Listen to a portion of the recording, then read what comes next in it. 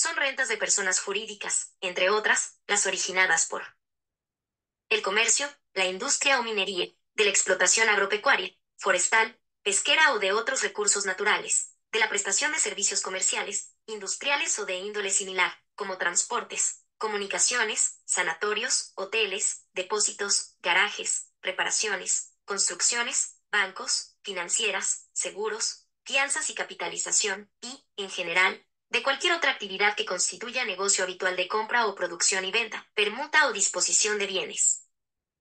Los agentes mediadores de comercio, rematadores y martilleros y de cualquier otra actividad similar. Los notarios, por las rentas que obtengan como tales. Las que provengan de ganancias de capital y los ingresos por operaciones habituales. Las demás rentas que obtengan las personas jurídicas. Las rentas obtenidas por el ejercicio en asociación o en sociedad civil de cualquier profesión, arte, ciencia u oficio. La derivada de la cesión de bienes muebles o inmuebles distintos de predios, cuya depreciación o amortización. Se presume, sin admitir prueba en contrario, que la cesión genera una renta neta anual no menor al 6%, del valor de adquisición, producción, construcción o de ingreso al patrimonio, ajustado, de ser el caso, de los referidos bienes. Para estos efectos no se admitirá la deducción de la depreciación acumulada. Se presume que los bienes muebles e inmuebles distintos de predios han sido cedidos por todo el ejercicio gravable, salvo prueba en contrario a cargo del cedente de los bienes.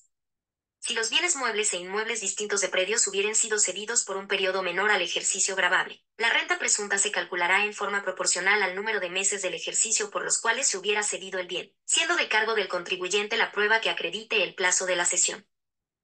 Las rentas obtenidas por las instituciones educativas particulares. Las rentas generadas por los patrimonios fideicometidos de sociedades titulizadoras, los fideicomisos bancarios y los fondos de inversión empresarial, cuando provengan del desarrollo o ejecución de un negocio o empresa. En general, constituye renta gravada de las empresas, cualquier ganancia o ingreso derivado de operaciones con terceros.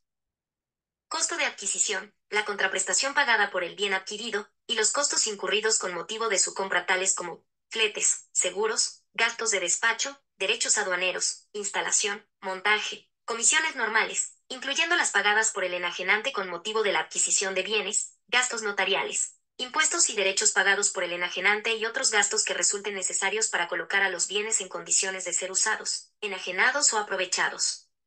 Económicamente.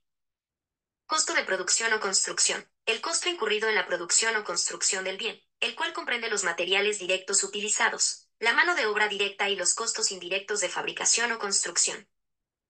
Valor de ingreso al patrimonio. El valor que corresponde al valor de mercado de acuerdo a lo establecido en la ley, salvo los supuestos previstos para la enajenación de inmuebles, la enajenación, prevención o rescate de acciones y participaciones y otros valores mobiliarios y la enajenación de intangibles. Las rentas de personas jurídicas se consideran producidas en el ejercicio comercial en que se devenguen. Para dicho efecto, se entiende que los ingresos se devengan cuando se han producido los hechos sustanciales para su generación, siempre que el derecho a obtenerlos no esté sujeto a una condición suspensiva, independientemente de la oportunidad en que se cobren y aun cuando no se hubieran fijado los términos precisos para su pago. No obstante, cuando la contraprestación o parte de ésta se fije en función de un hecho o evento que se producirá en el futuro, el ingreso se devenga cuando dicho hecho o evento ocurra. Aguinaldos, bonificaciones, entre otros pagos que por cualquier concepto se hagan a favor del servidor en virtud de vínculo laboral existente y con motivo del cese, que no hayan sido deducidos en el ejercicio al que corresponden, serán deducibles en el ejercicio en que efectivamente se paguen, aun cuando se encuentren debidamente provisionados en un ejercicio anterior. Instrumentos financieros derivados. En el caso de instrumentos financieros derivados, las rentas y pérdidas se considerarán devengadas en el ejercicio en que ocurra cualquiera de los siguientes hechos. 1. Entrega física del elemento subyacente. 2. Liquidación en efectivo. 3. Cierre de posiciones. 4. Abandono de la opción en la fecha en que la opción expira, sin ejercerla. 5. Cesión de la posición contractual. 6. Fecha fijada en el contrato de swap financiero para la realización del intercambio periódico de flujos financieros.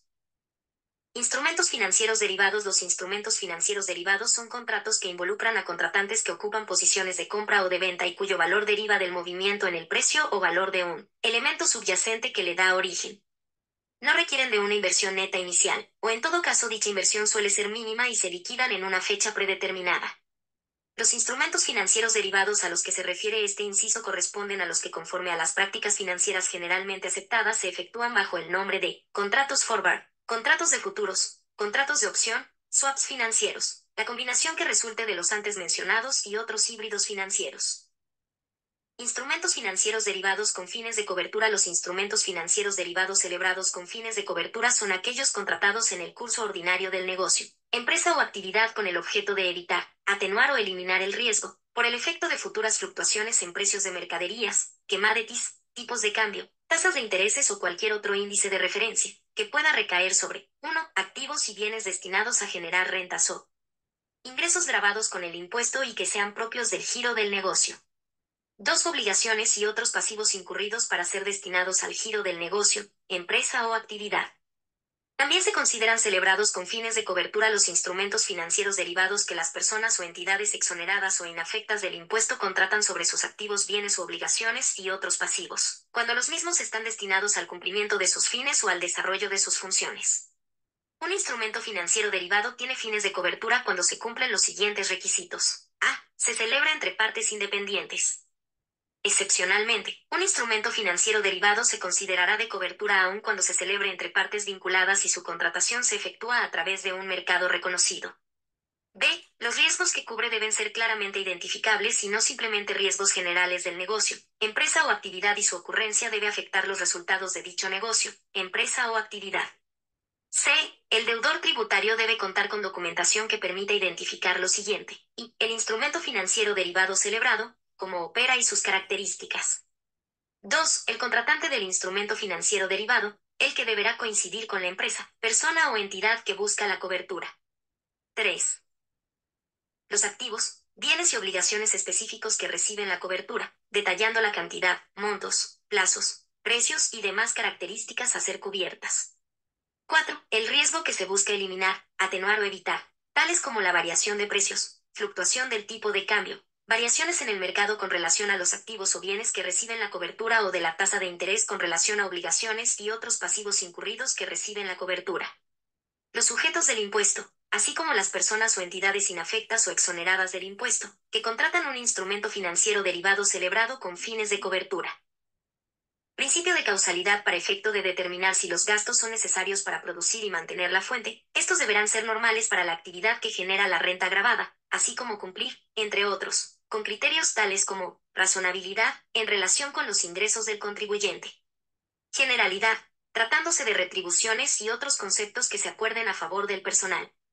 Respecto de los gastos de capacitación contenidos en el inciso L, no resulta aplicable este criterio, en la medida que respondan a una necesidad concreta del empleador de invertir en la capacitación de su personal a efectos que la misma repercuta en la generación de renta gravada y el mantenimiento de la fuente productora. Principales gastos deducibles.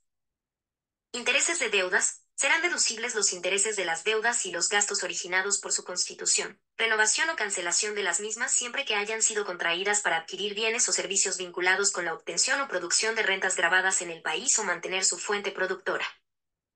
Intereses de endeudamientos provenientes de la emisión de valores mobiliarios representativos de deuda que cumplan con las siguientes condiciones, y se realicen por oferta pública primaria en el territorio nacional. 2. Los valores mobiliarios que se emitan sean nominativos. Y 3. La oferta pública se coloque en un número mínimo de 5 inversionistas no vinculados al emisor. Los gastos de representación propios del giro o negocio. Los gastos efectuados por la empresa con el objeto de ser representada fuera de las oficinas, locales o establecimientos. 2. Los gastos destinados a presentar una imagen que le permita mantener o mejorar su posición de mercado, incluidos los obsequios y agasajos a clientes. El impuesto a las ventas que grava el retiro de bienes no podrá ser considerado como costo o gasto por la empresa que realiza el obsequio.